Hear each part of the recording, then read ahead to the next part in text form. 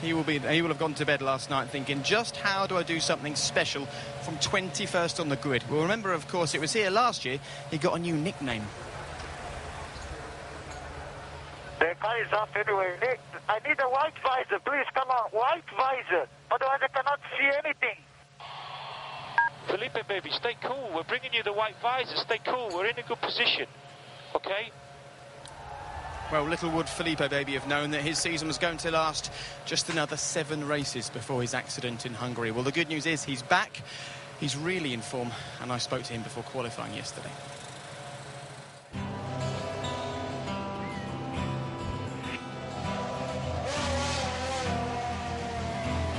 Well, Felipe, here we are in the pit lane gearing up for this weekend's Grand Prix. And after the accident in Hungary last year, did you ever fear that perhaps you'd never be back behind the wheel of a Formula One car? No, not really. Even after the accident, I mean, I was okay, even thinking, you know, my view was not 100% right, but I mean, my head was so big. But I never thought that was going to stop my career. Have you taken a look at the accident on video? Yeah. What did you think Many when times. you saw it?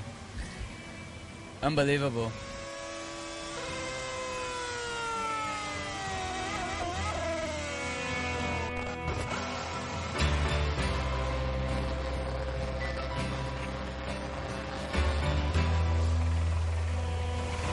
Felipe, are you okay?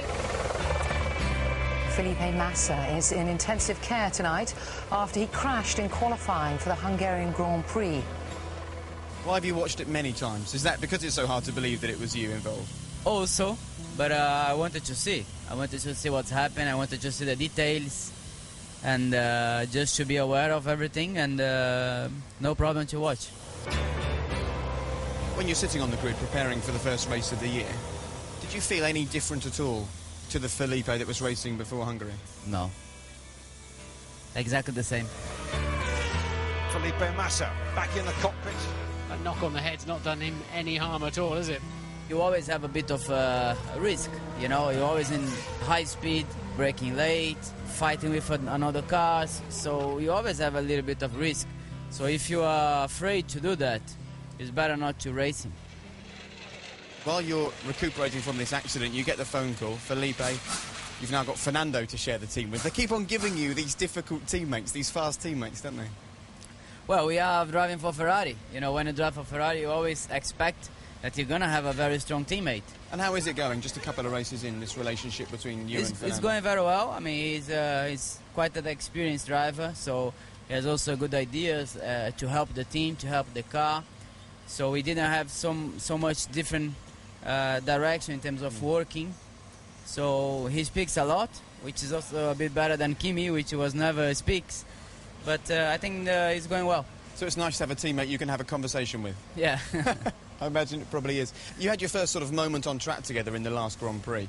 Fernando was looking really hot. The car was working well for him. He was coming up behind you very quickly. He's quicker, isn't he, Alonso? Yeah, he's got to let Alonso go. Was there ever any moment in your mind where you thought, I might have to pull aside and let this guy come through because he is really flying? No.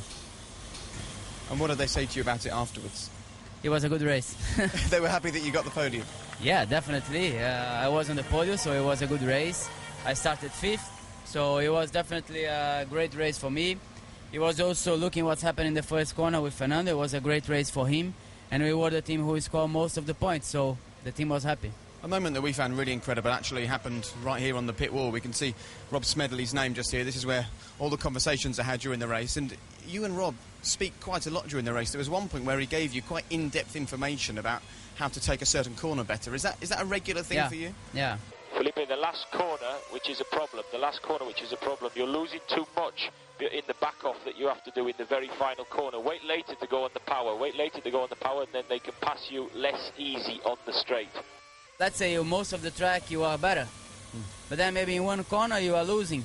So he can say straight away, try to do different lines, try to brake later or try to go early on the throttle, whatever, just in that corner. Then you can try straight away. So this is also what's happened, which is quite important.